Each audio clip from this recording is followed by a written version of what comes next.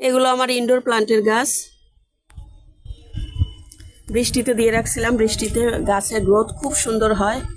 আর যেহেতু এগুলো ইনডোরে থাকে, সেভাবে বৃষ্টির পানি পায় না, তো এর জন্য এই যে বৃষ্টিতে দিয়ে রাখা হয়েছে। এগুলো কালকে দুপুরে দিছিলাম। আর এই যে এগুলো আমার ইনডোরের মানি প্ল্যান্ট। এটার পটটা চেঞ্জ করতে হবে, এরকম হ্যাঙ্গিং পটে এটা দিব। আর এটা আমার বেবি টিয়ার্স, দেখেন বৃষ্টির পানিতে গ্রোথ এত সুন্দর হচ্ছে। এগুলো রেখেই যাব, তবে এই দুটা নিয়ে যাব, কারণ কালকে বিকেল থেকে অনেক বৃষ্টি পাইছে। এখন আবার গোড়া পচে যাবে, যে গোড়া বেশি ভিজে গেলে পচে যাবে। তো আপনাদের বৃষ্টি যদি বারান্দায় সেভাবে না লাগে, তাহলে এরকম ছাদে ইনডোরের গাছগুলো দিয়ে রাখবেন, কারণ বৃষ্টির পানি গাছের গ্রোথের জন্য খুবই উপকারী। গাছের গ্রোথ বৃদ্ধি করে, গাছের চেহারা আরও সুন্দর হয়ে যায়।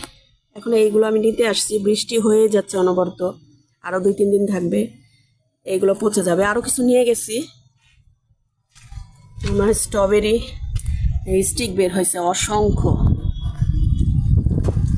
যাই হোক, বেবি টিয়ার্সটা রেখে যাব, মানি প্ল্যান্টও থাক, মানি প্ল্যান্ট আরও আছে, এগুলো নিয়ে যাব। দেখেন বৃষ্টির পানিতে গাছের পাতা ধুয়ে আরও সুন্দর হয়ে গেছে। আর এগুলো আমি সবসময় যখন পানি লাগে একদম গোসল করে পানি দিয়ে দিই, গোসল করিয়ে দিই গাছগুলো, যাতে পাতাগুলো ধুয়ে যায়। পাতায় যদি ধুলো থাকে পাতা বড় হয় না। আর যখন গোড়ায় পানি লাগে না, তখন আমি এগুলো ভেজা ন্যাকড়া দিয়ে মুছে দিই।